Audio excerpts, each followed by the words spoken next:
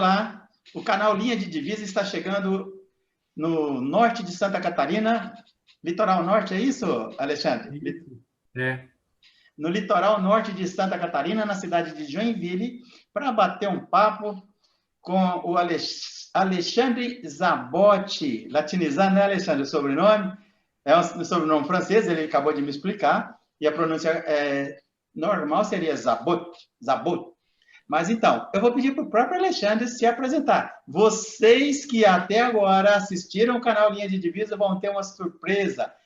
O Deodato, o canal Linha de Divisa, está girando para uma outra área de conhecimento que particularmente eu gosto muito, mas que normalmente os teólogos e os filósofos, pelo menos que eu conheço até agora, não, eu ia falar debruça o olhar, né, mas não costumam olhar para cima, para a imensidão do céu. Alexandre, por gentileza, se apresente para a gente, fale onde você fez a graduação, o mestrado, o doutorado e qual foi o teu objeto de pesquisa. Então, tá bom. Tudo bem, pessoal? Prazer estar aqui no canal, conversando com vocês um pouquinho, né? Então, eu sou físico, fiz a graduação na UFSC, na Federal de Santa Catarina. Depois fiz mestrado e doutorado em astrofísica, também na UFSC. Trabalhei um tempo fora, em outra universidade, e hoje eu voltei para a UFSC, sou professor da UFSC também, né? E aqui na UFSC eu sou professor de matemática, física e astrofísica. Ok, muito bom. E qual foi o objeto de pesquisa no mestrado e doutorado? Então, no mestrado e no doutorado eu trabalhei com temas parecidos, que foi estudar um tipo de estrela com discos em volta dela, né? A gente chama discos de acréscimo. Então, no mestrado eu trabalhei com um tipo de estrela que tinha discos em volta dela que eram bastante quentes, gasosos, e no doutorado eu trabalhei com uma estrela parecida, mas que os discos eram muito frios, e além do gás tinha muita poeira nesses discos também. Então, trabalhei com estrelas, esse tipo de estrelas aí que tem em torno dela discos. São estrelas pequenas, inclusive, chamadas anãs brancas, na verdade, estrelas que já morreram, nos dois casos, e que essas estrelas elas têm mais ou menos o tamanho do planeta Terra, em termos de raio, né? E os discos não são muito maiores do que isso. Então, é um sistema bastante curioso, bem interessante esses sistemas. Muito curioso e interessante. Como leigo, eu me permito usar uma terminologia que vai fazer você se remexer aí. Mas anãs brancas que já morreram, você estudou, você pesquisou defuntos que morreram há muitos anos atrás. Estou errado em colocar dessa maneira informal? Não, eu até brincava que eu estudava cadáveres estelares, né? Porque as anãs brancas, na realidade, elas são o núcleo de uma estrela que já existiu, né? A estrela, a maior parte das estrelas, quando morre, ela perde todas as camadas externas dela, ela ejeta essas camadas externas, uma grande explosão. E resta o núcleo. O núcleo não é na maioria das vezes, 99% das estrelas, o núcleo fica. E é esse núcleo que tem o tamanho da Terra e que depois vai esfriando, porque já não gera mais energia, e nós chamamos de anãs brancas. Alexandre, explica aí para o grande público que não tem contato nenhum com a astronomia, que não tem interesse, porque a pergunta que eu vou te fazer é básica aí para quem é da academia e da área, mas o grande público precisa entender isso. O que são zonas habitáveis no entorno de determinadas estrelas? A definição técnica mais simples que a gente poderia dizer são regiões onde é possível, seria possível, né, encontrar água líquida em torno dessas estrelas. Então, você pode pensar com uma analogia bastante simples, um forno de cozinha ligado, né? Se você está bem perto do forno, ele vai ser muito quente, se você está mais longe, ele vai ser mais frio. A mesma coisa acontece com as estrelas, né? A mesma coisa acontece no sistema solar. Você pega um planeta bem perto do Sol, Mercúrio, é muito quente. Você pega um planeta bem distante do Sol, como Netuno, é muito frio. Então, entre o muito quente, onde toda a água evaporou, e o muito frio, onde toda a água está congelada, existe uma região onde a água pode estar líquida. No sistema solar, essa região ela vai um pouquinho antes da Terra, até mais ou menos Marte. É a região onde a gente pode encontrar água líquida, se tiver água em algum planeta, né? Então, de maneira simplificada, isso são zonas habitáveis. A gente, na verdade, considera outros critérios também para incluir algo como uma zona habitável, né? Então, é importante saber as propriedades do planeta, né? Você pode imaginar que se o planeta tiver ou não tiver atmosfera, isso também vai interferir, né? Nas propriedades da estrela, se a estrela é uma estrela estável, que não varia muito ao longo do tempo, é uma condição. Se ela variar muito, for uma estrela muito instável, a condição é diferente. Mas, basicamente, zona habitável é essa ideia, onde que a gente encontraria água líquida e condições de habitabilidade muito semelhantes às que a gente encontra na Terra, em torno de outras estrelas. Muito legal. O pessoal mistifica muito, viu? Como eu te falei, eu acompanho na medida do possível, o pessoal mistifica muito. Quando encontram, eu vi um grupo de pesquisadores aí que estavam mapeando as zonas habitáveis, o trabalho de pesquisa deles. Isso saiu, não sei se foi esse ano ou ano passado, era um grupo de pesquisadores de vários países, inclusive, trabalhando de forma associada, e me parece que eles tinham encontrado até então 32 planetas localizados em zonas habitáveis. Você chegou a ver alguma coisa sobre isso?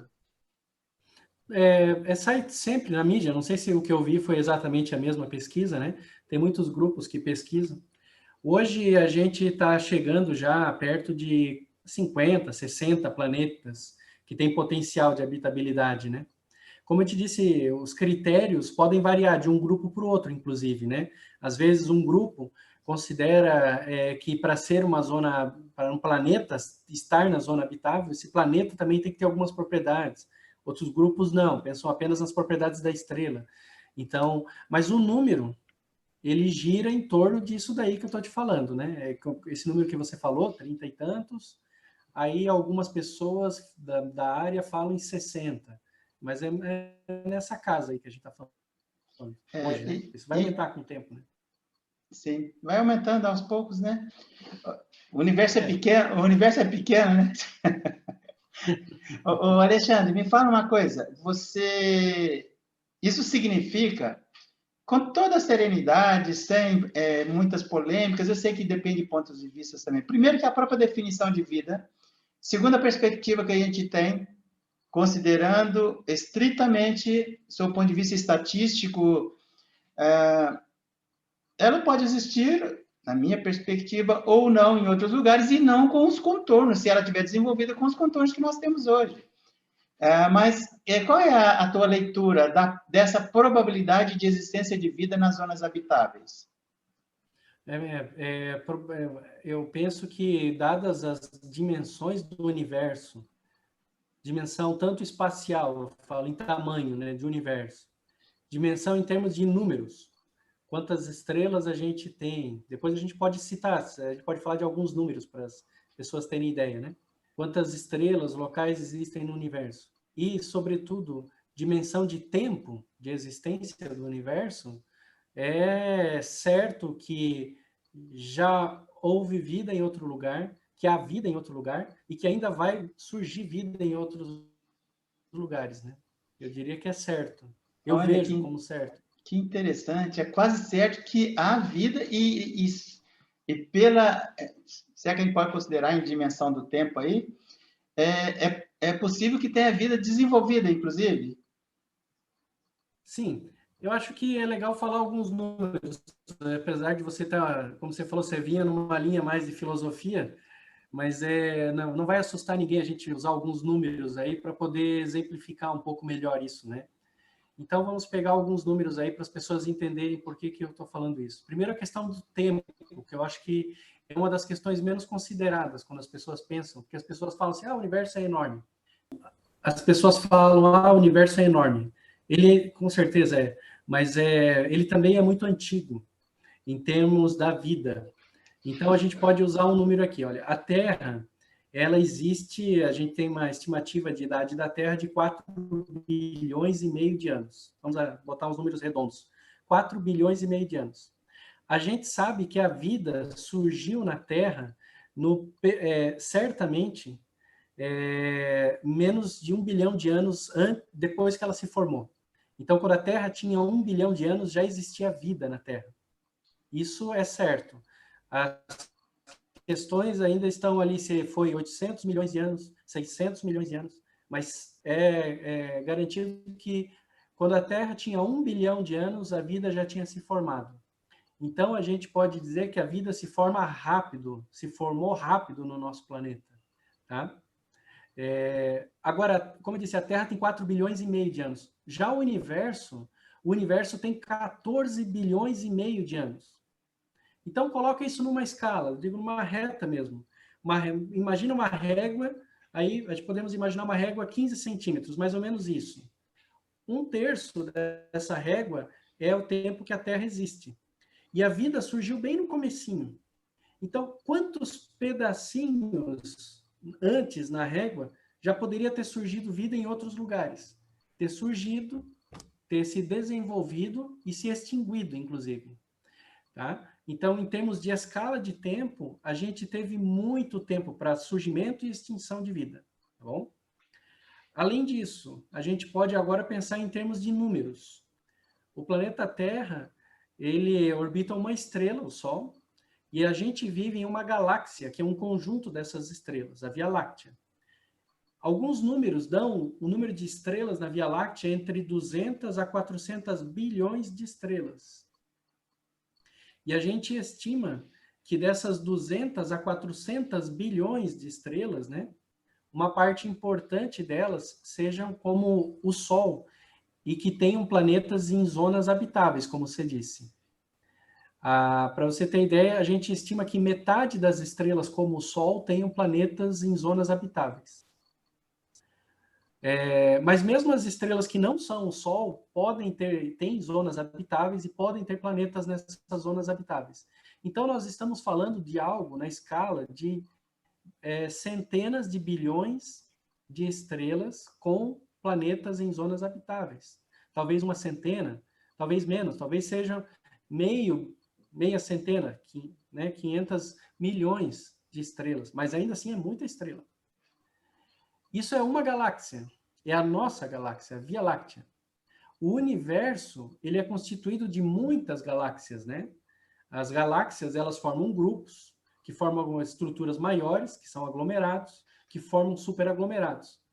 A gente conseguiu contar até agora, no universo, aproximadamente 1 trilhão de galáxias. Então, você tem que pegar esse número que eu te falei, algo em torno de 500 milhões de estrelas a 1 bilhão de estrelas, aí, né? Até mais o número, né? Isso, uma centena de bilhões, 50 bilhões de estrelas, que podem ter vida na Via Láctea, e multiplicar por 1 trilhão de galáxias. Isso, Deodato, é um flash do universo hoje. Você ainda precisa multiplicar pelo tempo, porque a vida pode surgir, se desenvolver e se extinguir numa mesma região do universo.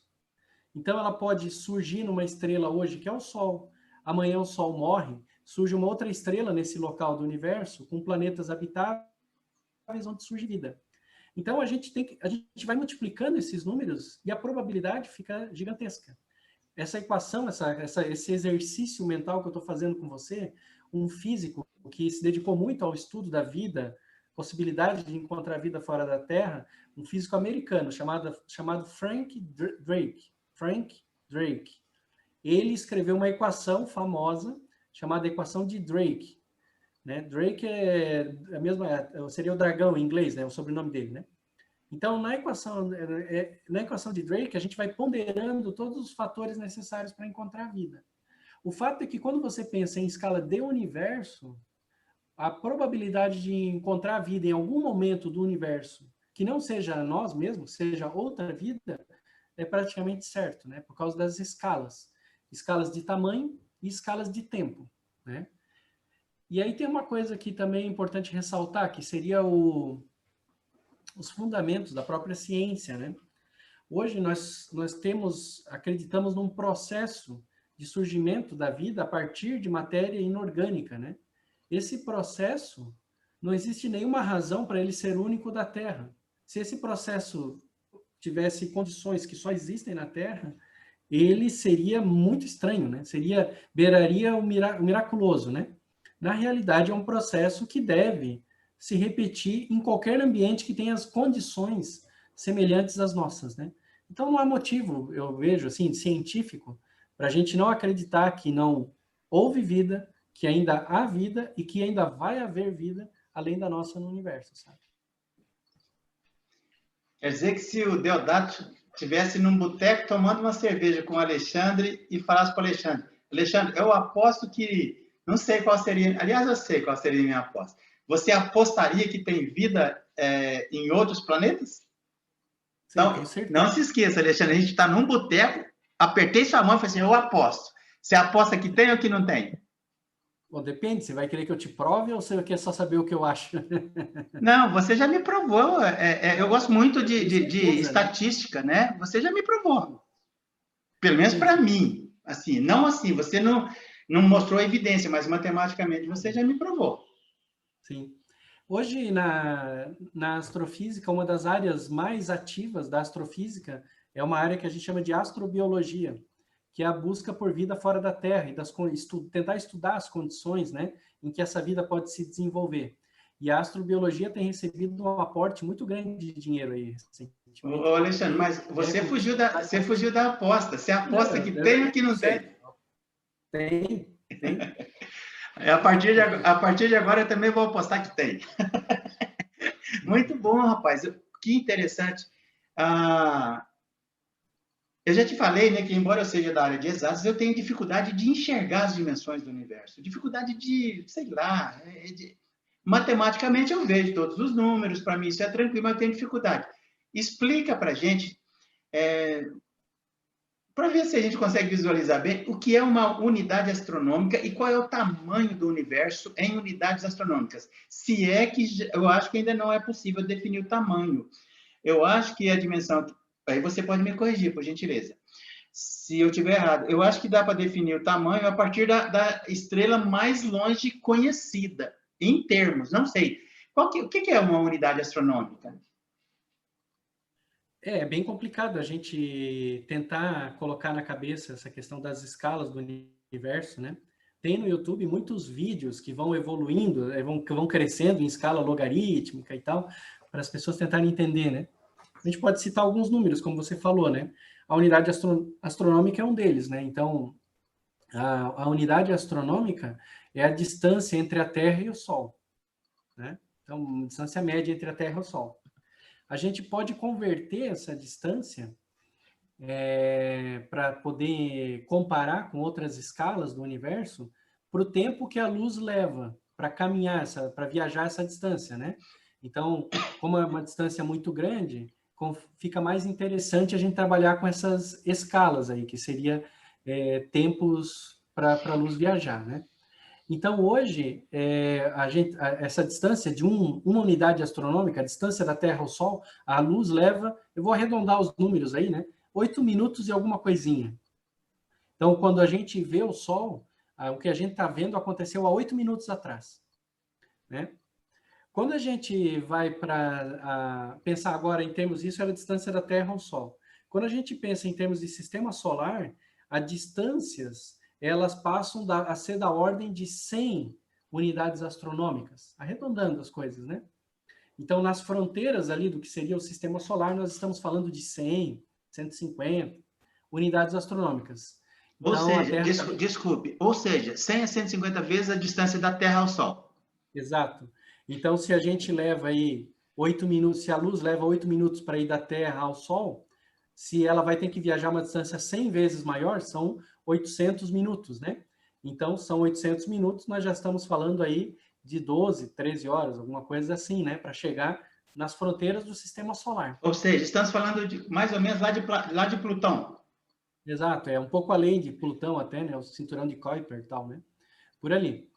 Então, isso, Ah, o assim, cinturão fica depois de Plutão? sim, o cinturão de Kuiper fica bem depois de Plutão. Eu pensava que era antes. Explica aí para Antes, quem está nos ouvindo o que é esse depois. cinturão, porque a maior parte das pessoas, até as pessoas com nível de escolaridade, sei lá, de graduação de outras áreas, provavelmente nunca ouviu falar no cinturão. Explica aí Então, nós temos rapidamente.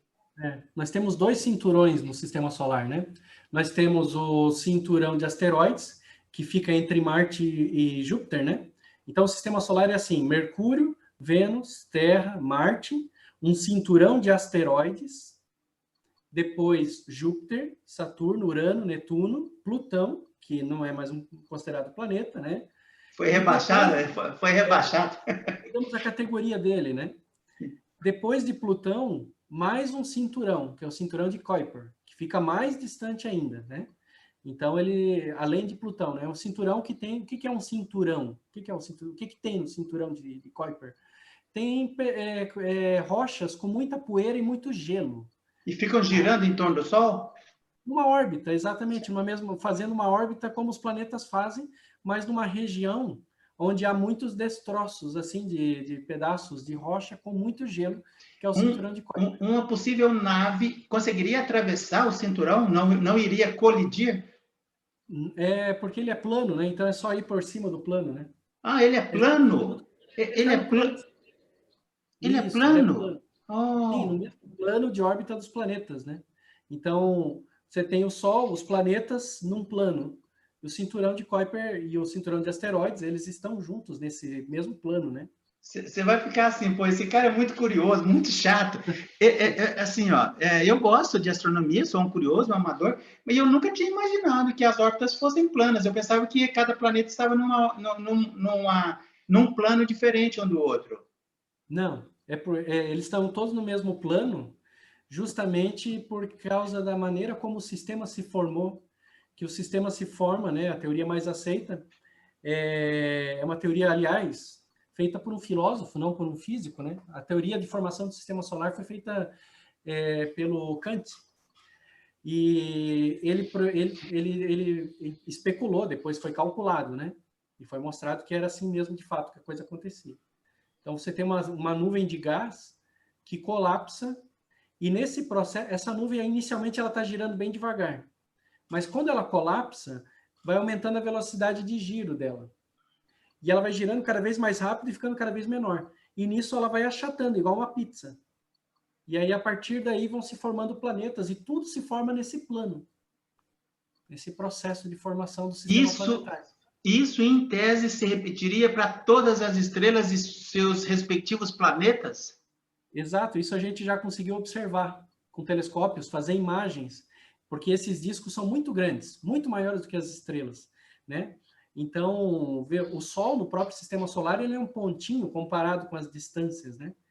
Então, esses discos são enormes. E a gente consegue fotografar, tem várias fotografias desses discos aí, em vários estágios de desenvolvimento. E é verdade que a Terra está na periferia da Via Láctea? Exato, não apenas a Terra, o sistema solar, né? Então, a gente tem, seguindo essas escalas que eu estava te falando, né? Então, a Terra está a alguns minutos-luz do Sol. O final do sistema solar está a algumas horas-luz do sistema solar. Então, a gente já tem uma ideia, né? Agora, o Sol, ele faz parte, como eu disse, de uma galáxia, a Via Láctea, né? E ele tem na sua vizinhança outras estrelas. A estrela mais próxima, então, terminado o sistema solar, o que eu encontro depois? Uma estrela. A distância dessa estrela mais próxima, é a próxima Centauri, está a 4 anos-luz da gente. 4,2. 4 anos-luz. Então, a gente já consegue começar a imaginar, em termos dessa distância, né? Tempo de viagem da luz, a escala, que era o que você tinha perguntado, né? Então, a estrela mais próxima, 4 anos-luz. Beleza. Agora, a gente, como você falou, está numa galáxia que tem, a Via Láctea, que tem um formato de pizza achatado, assim, né? Como a gente estava falando. E a Via Láctea, ela tem um centro e a gente orbita esse centro. Do extremo mais conhecido do universo, quantos anos-luz teria? Do extremo mais conhecido do universo a gente está a 46 bilhões de anos-luz. Cara, é muito longe, é muito grande. É absurdo, né? É absurdo. E fala um pouquinho, Alexandre, sobre essa questão de nós, enquanto sistema solar, né, suponho, orbitarmos o centro da Via Láctea. A gente orbita o centro? Estamos girando em torno do centro da Via Láctea? Isso, a Via Láctea é uma galáxia espiral, que a gente diz, ela tem o formato de um disco, né? E ela é plana também? Ela é plana, bastante plana. Ela tem uma extensão de comprimento, né, aproximadamente de diâmetro de 100 mil anos-luz, e a espessura dela é de bem pouco, bem menos do que isso, né? Então, ela é bem achatada, bem fininha. E ela gira em torno do próprio centro. E nós orbitamos. O tempo que a gente leva para dar uma volta em torno do centro é de aproximadamente 200 e tantos milhões de anos. Quer dizer que eu estou girando em torno do meu próprio umbigo, entre aspas, a Terra gira em torno dela, ela gira em torno dela, gira em torno do Sol e gira em torno do centro da Via Láctea. E ainda está em movimento, em expansão. É isso? O universo está em expansão? Exatamente. Além disso, tem a expansão do universo. Mas a própria Via Láctea gira em torno de outras galáxias, né? Todo o universo está em movimento. O normal do universo é o movimento, né? O estar parado seria digamos assim, o absurdo no universo, né? O movimento é o natural. Ô, Alexandre, você já percebeu o quanto eu sou curioso com o universo, né? Mas é fascinante. O universo é fascinante. E estrelas, eu uso mais uma vez a minha terminologia de boteco. As estrelas dançam com estrelas, ou seja, estrelas giram umas em torno de outras, são estrelas binárias. Fala um pouquinho sobre isso. Quando o mais comum entre as estrelas é que elas formem pares binários. A gente estima que aproximadamente 60% das estrelas estão em pares binários, né? E essas estrelas... Desculpa, eu ouvi falar que até o Sol também tem a sua estrela binária. Não, Sol não. Não, o Sol tá sozinho, né? O que acontece, o Sol está dentro de um sistema, né? Então, ele tem movimento dentro desse sistema, mas não que ele esteja girando em torno de outra estrela. Existem algumas hipóteses disso aí, né? De que ele poderia estar numa estrela binária e tal, mas não temos evidência disso aí, não. Ok. E aí essas estrelas binárias, elas seguem o movimento da lei da gravitação normal, né? Assim como o planeta gira em torno do Sol, as estrelas giram uma em torno da outra também, né? Então, giram em torno, na verdade, não em torno da outra, mas em torno do centro de massa, que seria o ponto onde a distância, né, e a massa dela se equilibra, né? Parecido com a gangorra, você pode fazer uma boa analogia com uma gangorra, né? Então, eu coloco um peso de um lado, um peso de outro, tem um ponto de equilíbrio aqui na gangorra, né? Sim. A mesma coisa é uma estrela girando em torno da outra, só que esse movimento, ao invés de ser um movimento de gangorra, é um movimento de rotação, né? A mesma coisa, na verdade, acontece com os planetas e o Sol. É que o Sol tem uma massa muito maior do que a dos planetas, e esse centro de massa, ele está quase no centro do Sol, mas, na verdade, não está no centro. Então, o próprio Sol faz um pequeno bamboleio com o movimento do planeta em torno dele, né? E por que o planeta não é ejetado? Pela força centrífuga. Então, ele sente essa força centrífuga, mas além da força centrífuga, que seria uma pseudo-força que ele sentiria, né, tenderia a permanecer em linha reta, mas não permanece, gira, ele sente a força gravitacional que puxa ele, né? Então, por causa da força gravitacional, ele não é ejetado, né? Se não tivesse a força gravitacional, como a velocidade dele numa certa direção, pela lei de Newton, ele tenderia a seguir nessa direção. Mas, como ele tem a força gravitacional, ele é puxado para o lado e acaba girando, né? Fazendo esse movimento de rotação. É uma espécie de equilíbrio entre as duas forças, a centrífuga e a centrípeta, né? Mais ou menos, a grosso modo. Porque na verdade não existe, né, força centrífuga, né? A força centrífuga, isso seria uma definição teria que olhar lá para as leis de Newton, lei da inércia, né? A força centrífuga não existe. O que existe é uma força central, que é a força gravitacional, e aí a gente pode chamá-la de centrípeta, porque aponta na direção central. Essa é uma força que existe, é real. A força centrífuga, que seria o que as pessoas entendem como essa tendência a ser arremessado para fora, ela não é uma força. Ela é a lei da inércia, que diz que todo corpo tende a permanecer no mesmo estado de movimento, né? Então, se ele estiver parado, ele tenderia a permanecer parado. Se ele está em movimento com uma certa velocidade, tende a permanecer em movimento em linha reta com a mesma velocidade. Essa tendência é que gera essa sensação que a gente tem às vezes de estar sendo jogado para fora de uma curva. Mas, na verdade, a gente não está sendo jogado para fora da curva. A gente tem a tendência de seguir em linha reta. O que a gente está sendo é jogado para dentro da curva. Porque a nossa tendência é andar na linha reta, não na curva. A curva é que é o absurdo. Então, para a gente poder fazer a curva, é preciso uma força centrípeta que nos joga para dentro, nos obrigando a fazer a curva. No caso de um planeta em torno do Sol, a força centrípeta é a gravitacional. Um carro que faz uma curva, a força centrípeta é o atrito entre os pneus e a pista. Tanto que se não tiver atrito, alguém jogar óleo na pista, o carro vai embora, né? Eu fico imaginando assim, o que você é um astrofísico, é isso? Isso, é. Um astrofísico como você deve pensar do Newton, hein, cara? Quando ele viu, nem sei se é folclore essa história da maçã, mas ele enxergar que essa lei poderia ser aplicada para o universo, foi visionário, né? Sim, sim, sim. É impressionante. Tanto que é considerado uma das pessoas mais importantes na história da ciência, né? E vai ser considerado para sempre, né?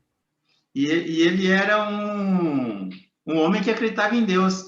Deixa eu te fazer uma pergunta, falar nisso. O que é cosmologia? Então, a cosmologia é o estudo do universo em grandes escalas. Então, a gente já não, na cosmologia, né? A gente tenta entender o universo como um todo, e não mais as partes do universo. Na cosmologia clássica, a gente não se preocupa com estrelas, com galáxias, com planetas, muito menos, né?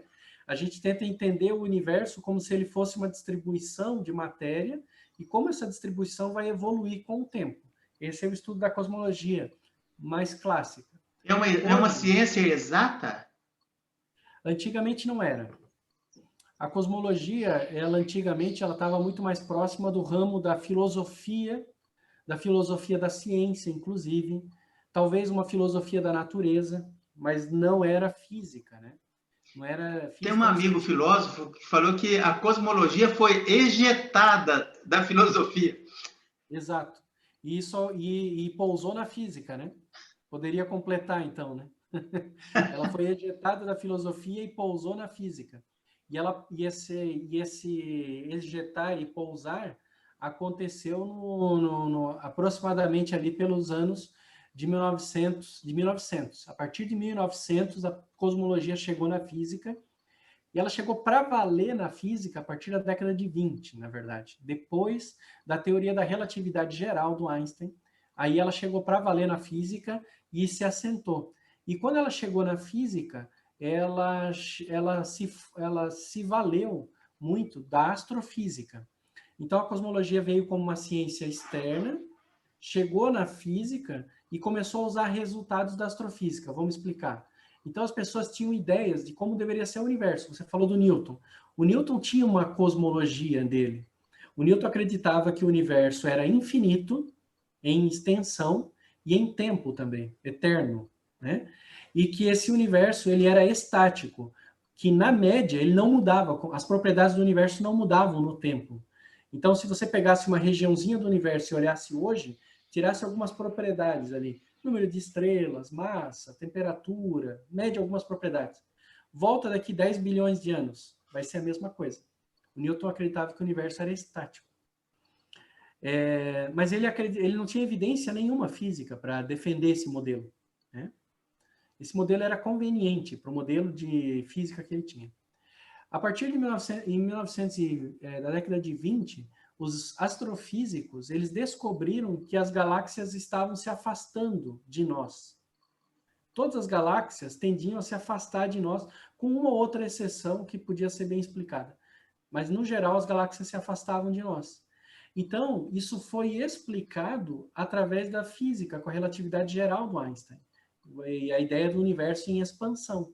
Mas veja, a ideia do universo de expansão é uma ideia cosmológica. Então, eu tenho uma ideia agora, o universo como um todo está expandindo. Cosmologia. Com que evidência você me diz isso? Astrofísica. Eu observo galáxias e vejo que elas estão se afastando de mim. Eu consigo medir a distância e a velocidade, inclusive, e te dizer com que velocidade o universo expande a partir disso. Então, a cosmologia casou com a astrofísica, né? Aí, a partir daí, ela sempre esteve unida. Então, a gente está completando aí 100 anos desse casamento, né? Ô, Alexandre, e dá para fazer uma aproximação da ciência com a fé? Eu acho que não só dá, como é necessário, inclusive, né? Para que a gente possa ver o mundo com uma amplitude maior das coisas, né? Mas é porque eu vejo que a ciência, para ser boa ciência, para ser boa ciência, precisa estar muito limitada ao seu próprio método. Senão a ciência começa a extrapolar, né, e começa a tirar conclusões que a própria ciência não permite. A gente tem um método científico, e o método científico ele é baseado em evidências, em quantificar as coisas, em reproduzir esses resultados, etc. Isso nos limita nas experiências que não são propriamente quantificáveis, não são exatamente reprodutíveis, né? Então, por exemplo, como eu posso falar de valores éticos de um ponto de vista estritamente empírico? Não dá, né? A gente precisa da filosofia, a gente precisa da teologia, a gente precisa de outras áreas do conhecimento humano, né? Então, a menos que a ciência se traia, ela precisa aceitar que existem outras abordagens para a realidade, né? E aí que eu digo, eu acho que é necessário, inclusive, isso. Para ficar mais claro para mim, porque eu estou achando muito interessante essa ponte, essa aproximação. Você está falando que o indutivismo estatístico tem suas limitações? O método científico tem limitações, né? O método científico, quando eu falo, estou falando na física como exemplo supremo, assim, né? O método científico que é eu fazer uma observação, eu construir uma hipótese e eu testar essa hipótese. Essa minha hipótese precisa ser falsificável, etc. Os princípios da filosofia da ciência, né? E quando eu olho para a realidade das coisas, nem tudo pode ser, digamos assim, avaliado dessa maneira. Por exemplo, eu não consigo avaliar, como ele disse, os valores éticos dessa abordagem. O que é certo e o que é errado. Eu preciso de uma abordagem diferente. Por exemplo, pode ser a abordagem da filosofia. Também pode ser a abordagem da fé, da religião, né? Eu penso, daí é uma opinião bastante pessoal, que a filosofia sozinha não dá conta. A filosofia precisa de um ingrediente externo a ela também. Eu acho que a filosofia também tem o seu método e também tem as suas limitações. E a gente precisa de algo externo que dê algum critério para a gente seguir, né? Eu vejo que seria, nesse caso, a revelação que a fé traz, né? A experiência religiosa, né? Então, eu vejo dessa forma. Mas eu penso que mesmo uma pessoa que seja ateia, ela pode reconhecer com facilidade que a ciência empírica é limitada e ela vai precisar de ferramentas externas para poder avaliar toda a realidade. Então, por exemplo, a gente está vivendo toda essa questão da pandemia agora, né? Então, a ciência tem muita coisa a dizer sobre a pandemia. A gente pode olhar para a epidemiologia, a gente pode olhar para a geografia, né? A gente pode olhar para ciências econômicas, etc.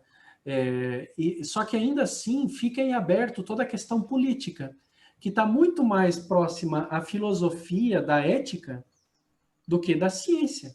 Política, ela tem muito mais a ver com ética do que com qualquer outra coisa, né? Ou deveria, no Brasil não tem, né? Mas deveria, pelo menos, né? Então, eu penso que não é difícil, mesmo para alguém que não acredite em Deus, de maneira nenhuma, reconhecer que a ciência experimental é limitada em si mesma, que precisa de algo de fora. Mas eu penso que para alguém que acredite em Deus, também não é difícil de ver que mesmo a filosofia e a ciência são limitadas e é preciso algumas guias, né, externas aí nas duas. Ok. Alexandre, eu pretendo, se você concordar, voltar a falar com você outras vezes. Ao longo de 2021, estou montando a agenda aí, como eu já te falei. Então, eu queria te agradecer muito. Foi só uma pitadinha aí desse universo, sem nenhum trocadilho, de conhecimento e de experiência que Sim. Você tão gentilmente está trazendo para a gente. Muito obrigado, um abração, até uma próxima vez. Eu que agradeço. Muito obrigado pelo convite. É um prazer sempre falar de astrofísica, eu gosto muito, né? Então, a gente pode ficar... Eu consigo ficar um dia inteiro falando de astrofísica sem me cansar. Ok.